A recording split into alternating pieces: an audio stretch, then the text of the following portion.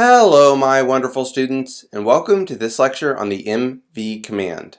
I will be breaking this lecture up into two parts, since the mv command can be both used to rename directories and files, as well as to move directories and files throughout the Unix file system.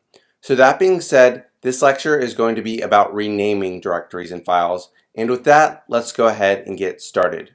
If you've not done so already, please go ahead and open up your terminal and move into your desktop directory. And once here, go ahead and create a file and call this file test.py. So touch test.py and go ahead and hit enter. Now that you have created a file called test.py, let's go ahead and rename this file.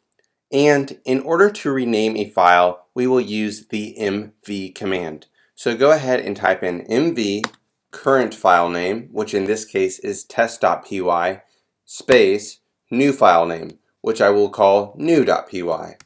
And go ahead and hit enter. And now you can see my test.py has been changed to new.py.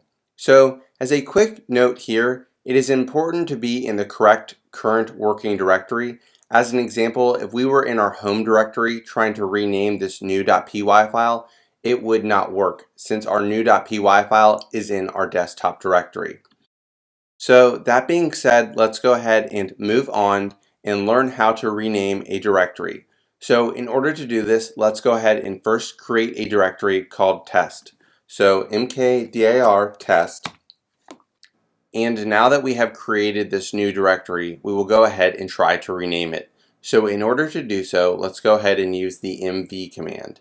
mv test, and then we will want to rename this to new, so we'll type in new and go ahead and hit enter, and you can see this is now switched from test to new. So that's all I have for this lecture. Thank you all so much for listening, and I look forward to seeing you in the next one.